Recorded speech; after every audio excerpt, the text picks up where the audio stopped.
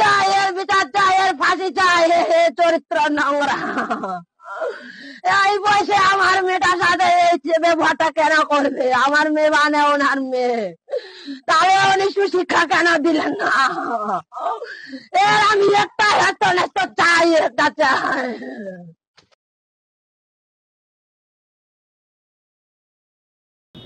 নমস্কার, আমি তপজা। মাধ্যম পডকাস্টে আপনাদের স্বাগত।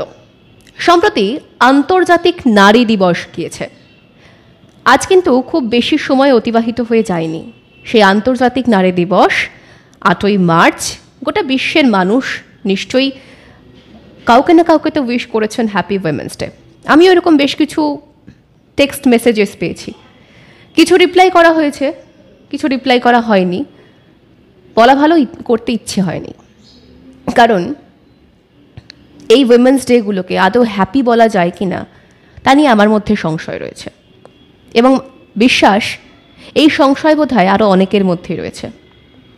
সম্প্রতি বাংলাদেশে আরও একটি ঘটনা ঘটে গিয়েছে যে কারণে মনটা সত্যি ভারাক্রান্ত। একজন 8 বছরের নাবালিকা, শিশু বলা যেতে পারে, তাকে ধর্ষিত হতে হয়েছে। ঠিক কী কারণে বাংলাদেশে ঘটনার ঘনঘটা পিছু ছাড়ছে না, ঠিক কেন, কিভাবে, কোন পথে এগিয়ে চলেছে বাংলাদেশ, আমরা বিস্তারিত আলোচনা করব আজকের প্রতিবেদনে।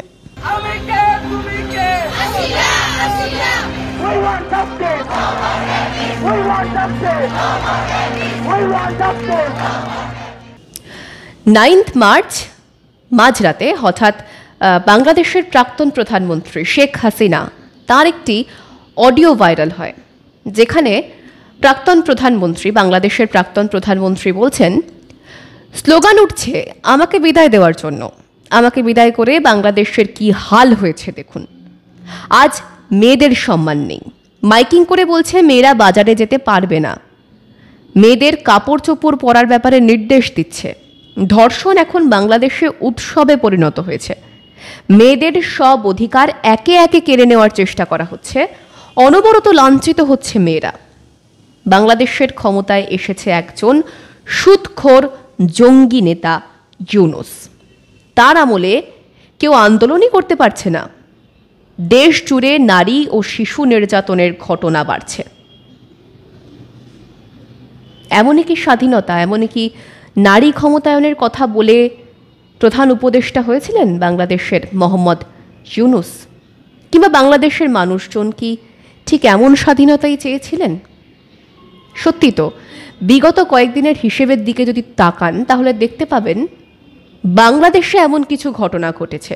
শুধু তো সংখ্যালঘু নির্যাতন নয়, আরও এমন অনেক ঘটনা ঘটেছে যার পর সত্যি না মন খারাপ হওয়াটাও যেন বিলাসিতা হয়ে দাঁড়ায়। কি হচ্ছে এক্স্যাক্টলি ওখানে? কখন ঘটে এই ধরনের ঘটনা একটা দেশে? যখন তার গোটা সিস্টেমটা ভেঙে চুরে শেষ হয়ে যায় এবং সিস্টেমের মাথায় যিনি বসে থাকেন তার কোনো যথার্থ নীতি না থাকে।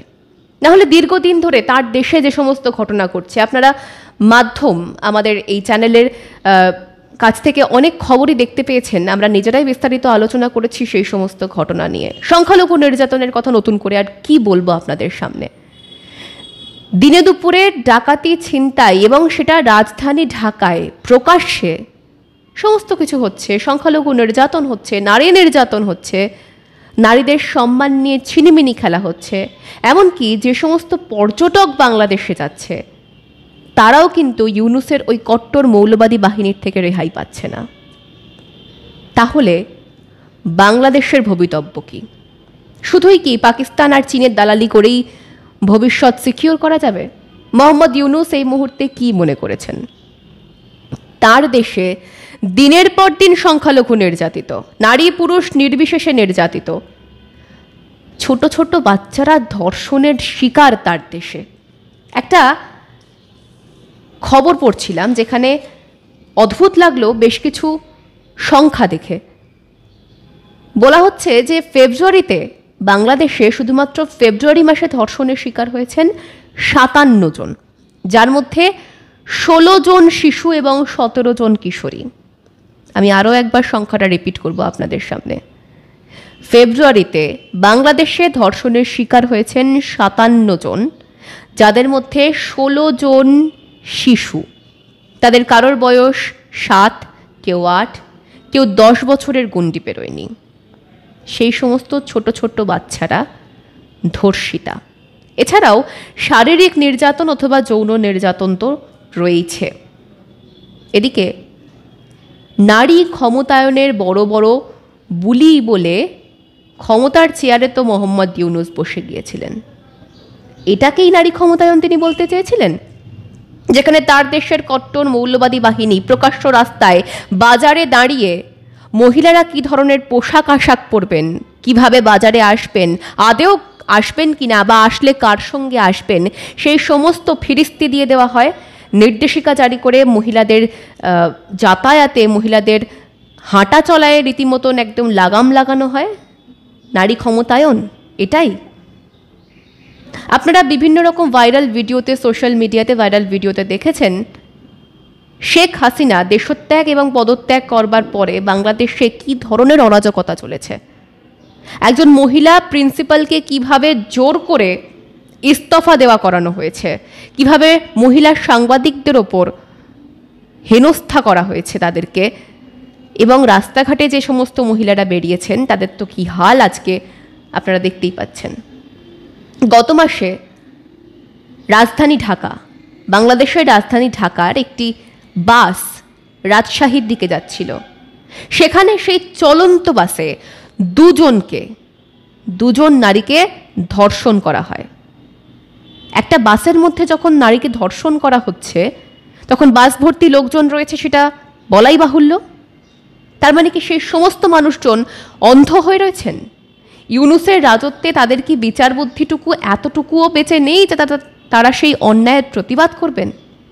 চোখের সামনে দুজন মানুষ ধর্ষিতা হচ্ছেন, সেখানে কারোর প্রতিবাদের ভাষাটুকু নেই। অবশ্য প্রতিবাদ তখনই আসে যখন মাথায় বিচার বুদ্ধি বলে কিছু থাকে। ইউনূসের শাসনকালে যে সমস্ত কট্টর মৌলবাদী বাহিনী সেখানে মাথাচাড়া দিয়েছে, তাদের রাজত্বে মানুষের বিচার বুদ্ধি একেবারে তলানিতে গিয়ে ঠেকেছে। শেখ হাসিনা ইউনূসকে সরাসরি জঙ্গি নেতা এবং সুদখোর বলেছেন। একেবারেই তাই। তিনি সেখানে রীতিমতন ব্যবসা ফেঁদে বসেছেন। বাংলাদেশের মাটিতে তার যে ক্ষুদ্র ঋণের যে ব্যবসাটা রয়েছে সেটাই তিনি একেবারে বড়সড়ভাবে এক্সপানশনের কথা নিশ্চয়ই ভাবছেন, যে কারণে তার এই খুচরো বিষয় বলেই তিনি মনে করেন বলে অনেকের মতামত, যে এই সমস্ত মানুষের সম্মান নিয়েছে নিমিনি খেলা, নারীর সম্মান নিয়েছে নিমিনি খেলা, এগুলো হয়তো খুচরো বিষয়, তাই তিনি সেদিকে মনোনিবেশ করতে পারছেন না। এদিকে তার সুদের ব্যবসা তিনি দুর্দান্তভাবে বাড়িয়ে চলেছেন। প্রান্তিক বাংলাদেশের মানুষকে কিভাবে তিনি ট্র্যাপ করবেন তার সমস্ত পরিকল্পনা, সমস্ত ব্লু প্রিন্ট কিন্তু তার কাছে রয়েছে, এবং সেই মতোই তিনি এগিয়ে চলেছেন। সাধারণ মানুষ ঋণের জালে জর্জরিত হয়ে গেলে তারা অন্য কিছু নিয়ে ভাববে কিভাবে, তারা টাকা পয়সা রোজগার করবে কিভাবে? তাহলে বুঝতে পারছেন বাংলাদেশে এই মুহূর্তে দাঁড়িয়ে অর্থনৈতিক, সামাজিক এই ব্যবস্থাটা ছাড়াও আগামী ভবিষ্যতের বিচার বুদ্ধিটা কোন জায়গায় গিয়ে পৌঁছচ্ছে। পরিসংখ্যান বলছে যে ঘটনার পরিপ্রেক্ষিতে শেখ হাসিনার ভাইরাল ভিডিওটা নিয়ে এত আলোচনা, সেই ঘটনাটা নিয়ে একবার কথা বলা যাক। বলা হচ্ছে বাংলাদেশের মাগুরা, যারা বাংলাদেশের নামের সঙ্গে পরিচিত তারা এই মাগুরার সম্পর্কেও জানেন। বাংলাদেশের সেই মাগুরায় 8 বছরের এক নাবালিকা, আবারও সেই 8 বছরের এক নাবালিকা আক্রান্ত। 8 বছরের এক নাবালিকাকে ধর্ষণ করা হয়। এবং গত মাসে রাজধানী ঢাকায় রাজশাহীগামী চলন্ত বাসের ঘটনা একটু আগে আপনাদের সঙ্গে শেয়ার করলাম। বাংলাদেশের মাগুরায় 8 বছরের সেই নাবালিকার কি দোষ? সে তার বোনের বাড়ি ঘুরতে এসেছিল, বিবাহিত বোন তার বাড়ি ঘুরতে এসেছিল, এবং সেখানে এসে তাকে ধর্ষিত হতে হলো।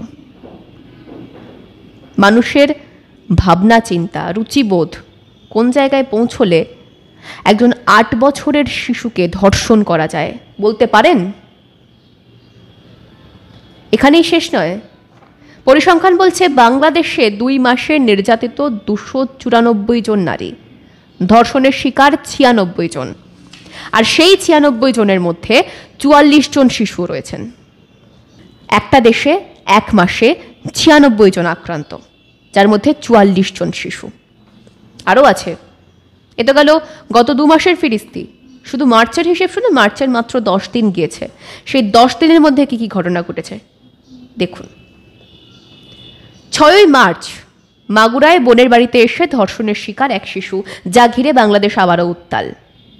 এই ঘটনা তো ধরুন সামনে এসেছে, আরও কত ঘটনা অগোচরে থেকে গিয়েছে। আরও আছে 7ই মার্চ চিপস কিনে দেওয়ার নাম করে প্রতিবন্ধী তরুণীকে সংঘবদ্ধ ধর্ষণ করা হয়, এমনটাই অভিযোগ উঠেছে বাংলাদেশে। 8ই মার্চ খাবার এবং বেলুনের লোভ দেখিয়ে 2 জন শিশুকে ধর্ষণ করা হয়। কে ধর্ষণ করে? একজন বৃদ্ধ। 8ই মার্চ ওই একই দিনের ঘটনা, ফরিদপুরে সাইকেলে ঘোরানোর কথা বলে শিশুকে ধর্ষণ। 8ই মার্চ আরও এক শিশু ধর্ষিত হয়, সেই বাংলাদেশেই। এই একদিনে 3টে ঘটনা 3টে জায়গায়, এবং সব ক্ষেত্রেই আক্রান্ত কিন্তু শিশু। কি ভাবছেন শুধু শিশুরাই আক্রান্ত? দাঁড়ান, 9ই মার্চ গাজীপুরে 8 বছরের শিশুকে ধর্ষণ করা হয়। ওই 9ই মার্চ সীতাকুণ্ডের সৈকতে বন্ধুকে বেঁধে রেখে কলেজ ছাত্রীকে ধর্ষণ করার চেষ্টা করা হয়। কি ভাবছেন ধর্ষণ আর ধর্ষণ করার চেষ্টা দুটো একেবারেই আলাদা নয়। 9ই মার্চ আরও এক ঘটনা ঘটেছে। নরসিংদীতে 3 দিন আটকে রেখে গর্ভবতী নারীকে সংঘবদ্ধ ধর্ষণ করা হয় বাংলাদেশে।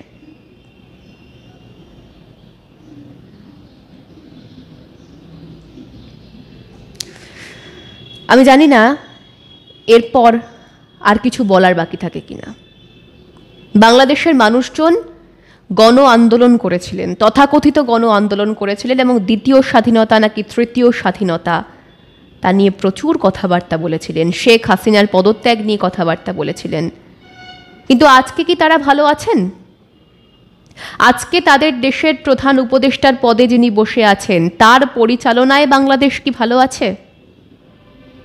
ওই যে বললাম, পাকিস্তান আর চীনের দালালি এবং কট্টর ইসলাম মৌলবাদ, এই দুটোকে যদি সর্বেসর্বা মনে করা হয়, তাহলে দেশের সিস্টেমের কি হাল হয়, এবং সিস্টেমের কি হাল হলে মানুষের মানসিকতা এই পর্যায়ে পৌঁছয় যেখানে শিশুরা রেহাই পায় না ধর্ষণের দৃষ্টি থেকে। আজ এই পর্যন্তই। এ বিষয়ে আপনাদের মতামত জানাবেন আমাদের কমেন্ট বক্সে। সঙ্গে থাকুন, দেখতে থাকুন মাধ্যম।